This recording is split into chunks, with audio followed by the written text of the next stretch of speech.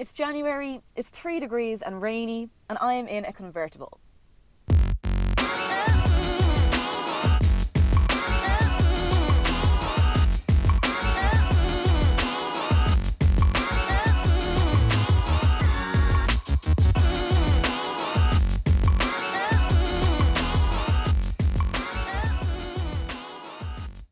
None of which has made my week with the new Fiat 124 Spider any less enjoyable. Last seen in the 70s, the original 124 Spider was a legendary roadster, or an icon if you like. So there's lots of people very excited to see the name revived for this all-new 21st century model. But is it really all that new, I hear you ask? If it looks familiar to you, that's because it's based very closely on another iconic little roadster, which is Mazda's MX-5. The two share a chassis, the rear-wheel drive transmission and many other bits and pieces, which does give them a very similar silhouette, but thanks to Fiat's more retro take on the front-end design, two very different faces. I'm not going to try to tell you which one's better looking. One is cute, one is sexy, so it depends on what you're into, and as they say, beauty is in the eye of the beholder. What I can say though, having driven both, is that they both demand a lot of attention on the road, in the way that only roadsters can. And especially in Ireland, where we all love to see people driving with the roofs down.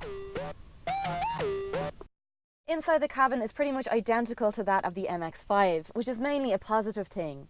It's good in that it looks great and is easy to get around, and also because it borrows the Mazda's infotainment system, which is a much better system to use. Now, Fiat's own Uconnect system is by no means a terrible one, but it is a lot smaller, and in terms of graphics and just overall slickness, this one suits the car a lot better.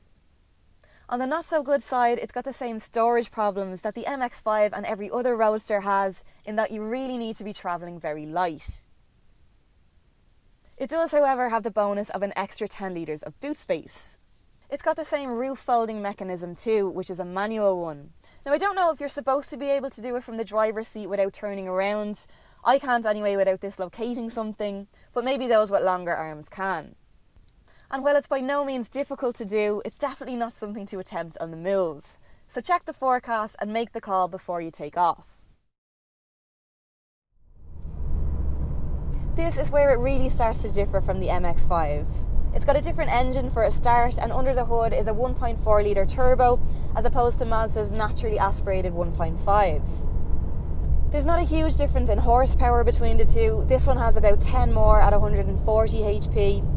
But it is a lot torquier, with a maximum output of 240 Newton meters. It's also a bit faster, with a 0 to 60 time of 7.5 seconds and a maximum speed of 215 kilometers an hour. That does make it use slightly more fuel though, 6.4 litres per 100 kilometers according to Fiat, but quite possibly a lot more if you drive it the way you're going to drive a shiny red sports car.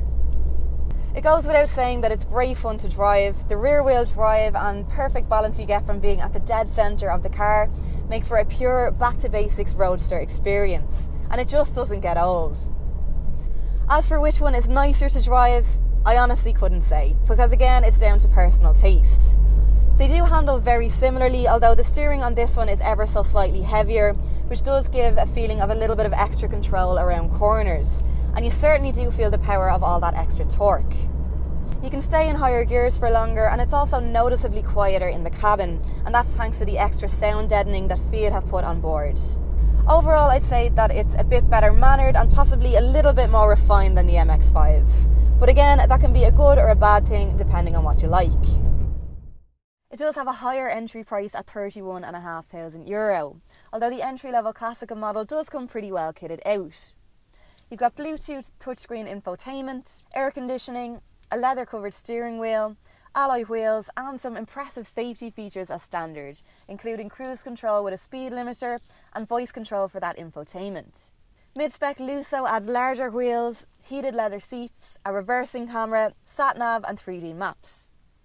And what I'm sitting in here now is the top-of-the-range Lusso Plus, which gets all of that plus adaptive LEDs, automatic lights and wipers, and a 9-speaker surround sound Bose sound system.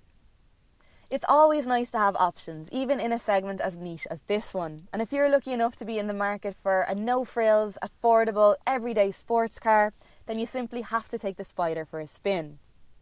You can find your local Fiat dealer and make arrangements to do just that on CarsIreland.ie.